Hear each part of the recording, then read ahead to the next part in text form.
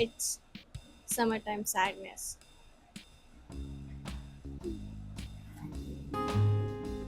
Books like Too Good to Be True are too funny to be true.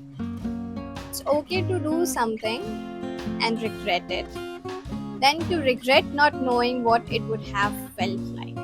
Yes, I did it. I did read this book. Hello everyone, welcome back to my channel. How have you been? I hope this cruel summer is not making you feel blue. Sorry for not uploading any content last month, and it's life, and it doesn't go your way or my way or highway. It doesn't go the way you plan it. So don't plan your life. Never do that. In Murakami's Norwegian Wood, Nagasawa, one of the characters, he made a rule never to touch a book by any author who had not been dead at least 30 years. To quote him, that's the only kind of book I can trust. It's not that I don't believe in contemporary literature, but I don't want to waste valuable time reading any book that has not had the baptism of time. Life is too short. I should have listened to Nagasawa, but I made a mistake, and I read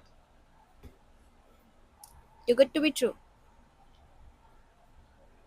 Yes, I did it. I did read this book. Why did I do that? I don't know. In the month of January, I have attended Jaipur Literature Festival, which is JLF, and it is an annual event which that takes place in Jaipur, Rajasthan, that is in India. Prajakta Kohli was one of the speakers, and I have attended her session. I was awestruck by a plethora of people attending her session. Kohli is a talented content creator, and without a doubt, people adore her for her content creation skills. In the recent years, she has gained popularity for her role in Mismatched, a Netflix series. I can understand her desires to try different things in different field. Like she's a content creator and she's acting too, and now she has tried her hand at writing also. And I'm not saying that you need to have a literary background to write a book, but never mind. At first, I was skeptical of reading this book, and I've seen reviews on Goodreads. I've decided that time that no, this book is not for me. I shouldn't read that. Then I've seen the cover of this book and judged it right away. It has Reynolds' pen. I love John Wick movie, so I read it anyway. It's a romance novel and it's about Avni and Aman. Avni is 23 years old. She works at a bookstore named Bombay Bound, and she is a law student. Whereas Aman is 31 years old. He is a CEO of a textile company named Rena Textiles. The setting of the novel, it is Mumbai. The story takes place in Mumbai, Maharashtra, which Maharashtra, India.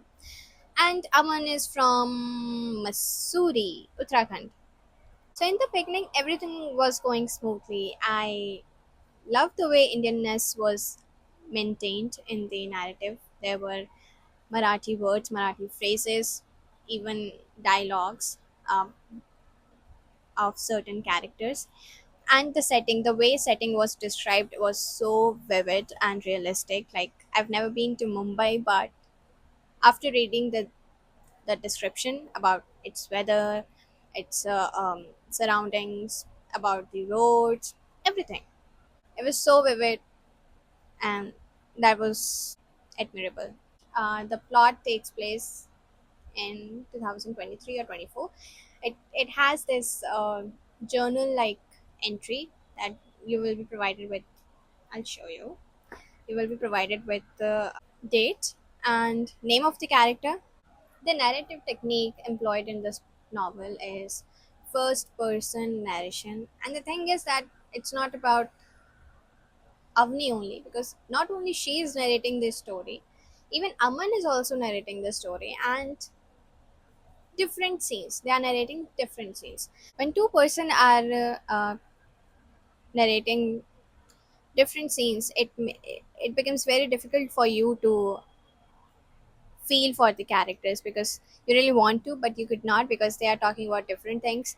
Generally in uh, books, when there are two narrators, what happens is they talk about single situation, and it gives you more information to connect to the situation and to the characters as well. You understand how character A is feeling about a certain situation and how character B is feeling about a certain situation, and then you realize that this situation has affected both the characters' lives, and you understand both point of views, both perspectives, and it makes you feel more empathetic towards both the characters. But in this case, in this book, it was missing. She tries really hard to make you feel that, such and such thing happened in my life, and that's why I'm like this. But you will not feel a single thing for her, because there's very what can I say, dysfunctionality in the narrative technique also. That made my reading quite disengaging, because I was quite detached from the characters. I don't know. And how she finds this man, and she finds him very good, too good to be true. Like, she cannot imagine that, he is in her life and he's so perfect. It reminds me of It Ends With Us by Colin Hoover, that she thought, oh, he's my guy. He's awesome. And then she finds that, oh, it is only one side of the coin, not the other side. The same goes with this character Avni. The way she mentioned the contemporary issues, whether it's glaciers melting or a depletion of ozone layer. She even talks about waste segregation, also nepotism. Another thing that I liked about this book is the use of figurative language, because in sentences you will find repetition for emphasis, and you will also find alliteration that adds a rhythmic value to the sentence. I'll give you some examples. Like, I decided to stay home that day, but I knew that would mean more moments of doubt and regret over the events of the morning. Then the another one is, he pressed his face into the palms of his hands and his shoulders slumped, as did his neck in the sense of a subtle surrender. What I have understood after reading this book is that there's this girl, there's some trauma associated with her family, a dysfunctional family, and she didn't want to disclose it in front of Aman, and that's why she always remained quite skeptical of Aman's perfectionism, and she always um, remained in fear that, you know he's not that perfect, or maybe he will leave her. I think it's a very basic story, and if the author would have employed simple narrative technique, I think it would have been better book. If it would be adapted into a film, I think it will do better than it did in book. So the good things that I liked about this book, the way sentences are used, the words that are used in the sentences, the contemporary issues that the author has touched upon, and not only touched upon but talked about how human beings are hypocrites, and they talk about certain concerns but they do otherwise. And I also liked the way Indianness is maintained in the narrative. Things I didn't like about this book, the narrative technique, not a good choice for this such kind of plot. Unbelievable characters, like, they didn't seem real. They're like They do not have their own personality. The writing style of the author that is problematic, I think, in my opinion. Will I recommend this book?